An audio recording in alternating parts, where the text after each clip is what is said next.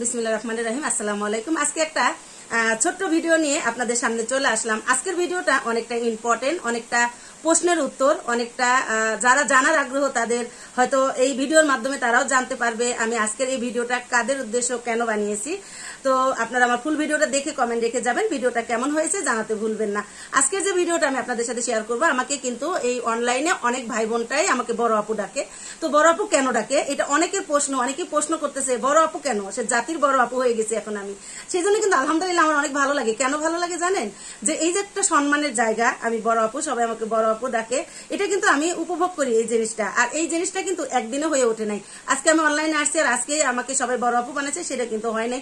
আস্তে আস্তে তিলে তিলে করে সেই অধিকারটা, সেই বড় আপু হওয়াটা কিন্তু আমি চেষ্টা করেছি বড় আপু হয়ে ওঠার। এবং বড় আপু আমি বয়সেও সবার থেকে বড়, আমি এটা সবসময় বলে থাকি। কারণ আমার সাথে আমার পরিচিত যে ভাই বোনেরা আছে আমার থেকে বয়সে তারা অনেকেই ছোট, অনেক ছোট, তারা হয়তো 10-20 বছর, 25-30 বছরের ছোট আছে। বা আমার ছেলে মেয়ের বয়সে অনেক ভাই বোন এখানে, আমি তাদেরও আপু ভাইয়া বলি। তো সবাই যারা মানে দুই একজন যারা আমাকে নিয়ে এই প্রশ্নটা করতেছেন, বড় আপু কেন, বড় আপু বলতে হবে কেন, লাইভে বড় আপু বলতে হবে কেন, বা কমেন্টে বড় আপু বলতে হবে কেন, এটা অনেকের প্রশ্ন। আমি আবারও বললাম এটা কিন্তু সবার না, দুই একজনের। তো তাদের বলবো আমি এই প্ল্যাটফর্মে কাজ করতেছি বেশ অনেকদিন হয়ে গেছে। তো 2 বছর আগে আমার কুতুবউদ্দিন বালাম ভাইয়ের সাথে আমার প্রথম পরিচয় হয় আমার লাইভের মাধ্যমে। ভাই আমি লাইভে ছিলাম, একদিন লাইভে আসছে। তো ভাইয়ের কমেন্ট দেখে আমার এত ভালো লাগছে, ভাই এত সুন্দর সুন্দর কমেন্ট করতেছিল। আর ভাই অনেক অমায়িক একজন মানুষ।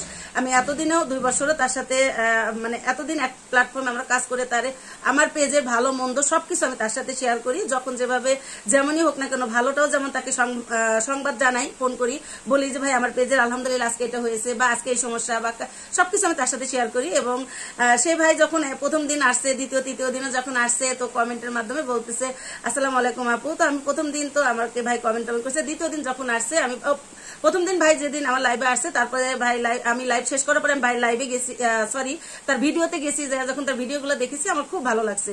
তো দেখার পরে আমি একদিন কমেন্টে বলতেছি আমাকে, ভাইয়া আমি আপনার বড় আপু, আপনি আমাকে বড় আপু ডাকেন। তো সেই দিন থেকেই কিন্তু বালাম ভাইয়া আমাকে বড় আপু প্রথমে ডাকা শুরু করেছে। তখন হচ্ছে আমার সাথে বালাম ভাইয়া ছিল, ছিল ভাইয়ের নাম হচ্ছে মহিদুল ইসলাম ভাই ছিল, তারপরে সোহাগ ভাই, সোহাগ মিডিয়া, সেই ভাই, আমার রিনা আপু আমার সাথে তখন প্রত্যেক দিন আমার লাইভে থাকতো। তো সে আমি অনেক 2 বছর আগের কথা বলতেছি, আমি 23 সালের কথা বলতেছি। তো তখন যখন সবাই ভাই যখন বড় আপু ডাকতো, সবাই আমাকে বড় আপু ডাকতো। ভাই প্রথমে বড় আপু ডাকা শুরু করেছে, কুতুবউদ্দিন বালাম ভাই। আমি যখন বলেছি ভাই আমি আপনার বড় আপু, সেদিন থেকে ভাই আমাকে বড় আপু ডাকতেছে। তো সোহাগ মিডিয়া ভাইও কিন্তু আমাকে বড় আপু ডাকতো। তো আমার লাইভে আসার পরে মোস্তফা ভাইকে ভাই মেনশন দিত। তো মোস্তফা ভাই আমার লাইভে আসতো, প্রায় আমরা 1-1.5 ঘন্টা যতক্ষণই লাইভ থাকতাম, হয়তো 3-4 জন নিয়ে আমি লাইভটা করেছি। সেখানে কুতুব ভাইয়া মাস থাকতোই, মোস্তফা ভাইকেও মেনশন দিয়ে আনতো, সেও আমার লাইভে থাকতো। তারপরে সোহাগ মিডিয়া ভাই, সে যতটুকু টাইম পারতো, যতটুকু সময় পাইতো আমার লাইভে সে থাকতো এবং কমেন্ট করতো। নবাব ও আমার লাইভে সবসময় থাকতো। তো সবাই কিন্তু আমাকে বড় আপু ডাকতো ওখানকার। তো আমি 2 বছর আগের কথা বলতেছি। তো ইদানিং এতদিন তো বলছে, তারপরে আমরা ফেসবুক পরিবার 01 যখন গ্রুপটা কুতুব ভাইয়া খুললো, তখনও আমাকে বললো বড় আপু আমাদের সাথে থাকেন। তো আমি ভাইকে বললাম যে ভাই আমি তো আসলে এই গ্রুপের কিছুই জানি না, বুঝি না, আমি আমার পেজ চালাই, সেটাও কিন্তু আমি আমার ছেলে মেয়ের হেল্প পেজ চালাই, আমি পেজটা চালাই, আমি ভিডিও দিই, এডিট করি, সব আমি করি। কিন্তু সুবিধা অসুবিধা কোনো কিছু হলেই কিন্তু আমার ছেলে মেয়েকে বলি, ছেলে মেয়ে যেটা না পারে সেটা আমি কুতুব ভাইয়ের সাথে শেয়ার করি। যেহেতু আমার বাচ্চাদের কোনো পেজ নাই, আমার বাচ্চারা কখনো এই প্ল্যাটফর্মে কাজ করে না, তো ওরা এটা আসলে অনেক লেখাপড়া অনেক জানলেও কিন্তু ওরা এটার প্রতি অভিজ্ঞ না। বালাম ভাই যেহেতু এই প্ল্যাটফর্মে অনেকদিন ধরে কাজ করতেছে, সে কিন্তু এই পেজ সম্বন্ধে অনেক ভালো জানে এবং অভিজ্ঞ একজন মানুষ, সঠিক পরামর্শ দেওয়ার একজন মানুষ আমি বলবো। তো তখন থেকে যখন ফেসবুক পরিবার 01 আমাদের লাইভ শুরু হলো, তখন বালাম ভাই আমাকে আগে থেকে তো মোস্তফা ভাই বা অন্য ভাই যাদের সাথে পরিচিত হয়েছিলাম, গোলাপগঞ্জের সম্মান ইসুফ ভাই সিলেটের, তারপরে আমাদের কাদের মোল্লা ভাই, এরকম অনেক ভাই বোনই, আর তখন আমরা অলরেডি অনেক ভাই বোনের সাথে পরিচিত হয়ে গেছি, সবাই আমাকে ডাকতো। তো ফেসবুক প্ল্যাটফর্মে যখন ফেসবুক পরিবার 01 আমরা গ্রুপ শুরু করলাম, তখন ভাই যেমন প্রত্যেক লাইভ শুরু হতো, তো আমাদের মিটিং হোক আর আমাদের গ্রুপের কথা হোক, সব জায়গায় ভাই বড় আপু ডাকতো। তো কুতুব ভাই বড় আপু বলতো, সেখানে কুতুব ভাইকে কিন্তু সবাই বড় ভাইয়া ডাকে। আপনারা খেয়াল করবেন যে আমাকে শুধু বড় আপু ডাকে সেটাও না, কুতুব ভাইয়াকেও কিন্তু বড় ভাই ডাকেন। কারণ ওই যে ওখানে মোস্তফা ভাইয়া কুতুব ভাইয়াকে বড় ভাই ডাকতো, শুরু থেকে আমি শুনছি বড় ভাই ডাকতো, তখন থেকে কিন্তু সবাই কুতুব ভাইয়াও কিন্তু বড় ভাইয়া ডাকে। তো কুতুব ভাইয়া আর আমি বড় আপু, কুতুব ভাইয়াকে বড় ভাই বলতো।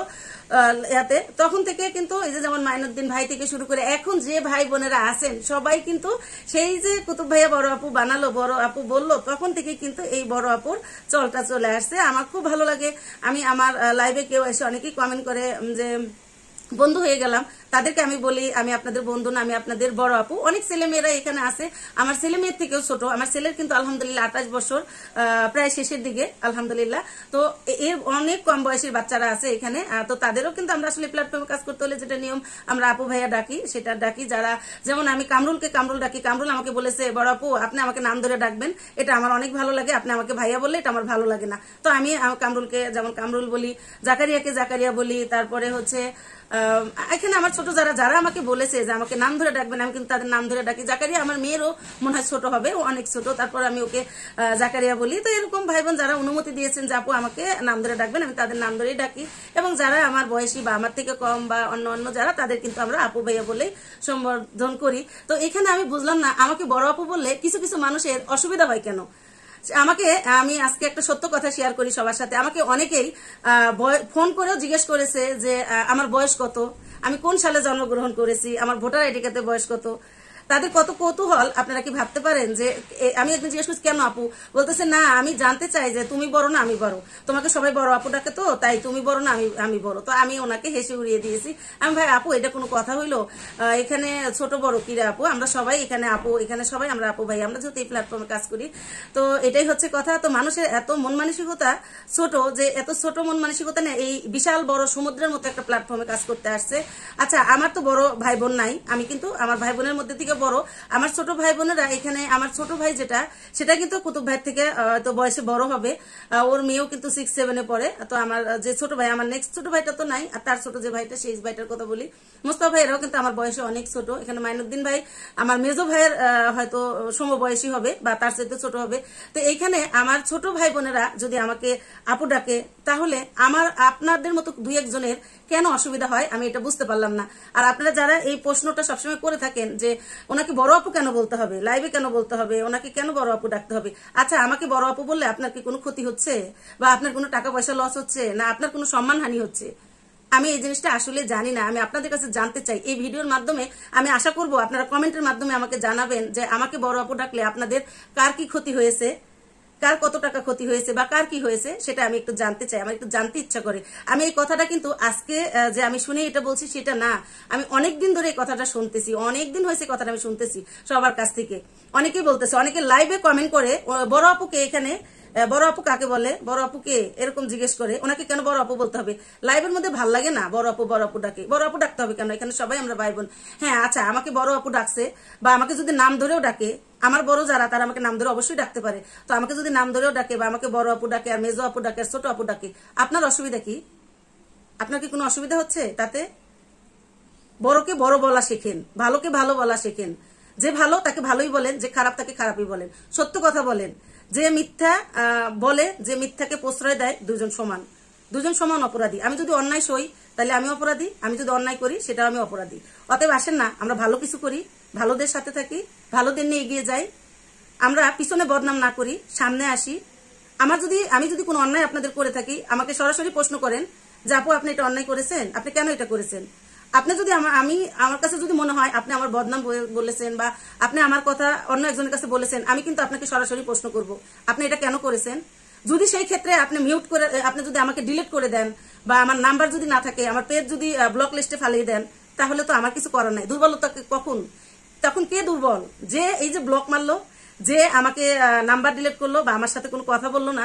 আমি যে প্রশ্ন করলাম যে তুমি কি এটা বলেছো, সে বললো সে যে একটাও কথার উত্তর না দিয়ে সে, আমি কেন তাকে প্রশ্ন করছি, আমার সাহস কত বড়, এটা যদি কেউ জানতে চায়, তাহলে আমি বলবো দুর্বল হয়েন না, সত্য কথা বলেন, বুক ফুলিয়ে হাঁটেন, সামনাসামনি কথা বলেন। মিথ্যা বলে লুকিয়ে যেন না, আড়ালে যায় না, মিথ্যা বলে সামনে আসেন। যদি আপনি সত্য বলে থাকেন তাহলে সামনে আসবেন, আর যদি আপনি মিথ্যা বলে থাকেন তাহলে পিছনেই থাকতে হবে, কখনো আগাইতে পারবেন না। কারণ আগাবেন কিভাবে? আপনি তো মিথ্যা বলেন, মানুষের মিথ্যা বদনাম করেন, মানুষের পিছনের কথা বলেন। আমি কিন্তু কখনো পিছনের কথা আমি মানে চেষ্টা করি কর্তৃপক্ষ কারোর পিছনে কথা বলা। হ্যাঁ অনেক সময় পরিপ্রেক্ষিতে কথায় কথায় আমরা অনেক কথা বলে ফেলি, আমরা মেয়ে মানুষ তো, আমাদের পেটে কথা আটে না, সত্য কথা না। আমরা অনেক সময় একটা কথা শুনি, জাস্ট আরেকজনের কাছে এটা বলে দিই। হ্যাঁ আমরা মেয়ে মানুষ, এটা আমি না, আমরা। সেই ক্ষেত্রে যদি অনেকেই অনেক ক্লু দেখতে চায় বা জানতে চায়, সেটা দিতে আমি প্রস্তুত।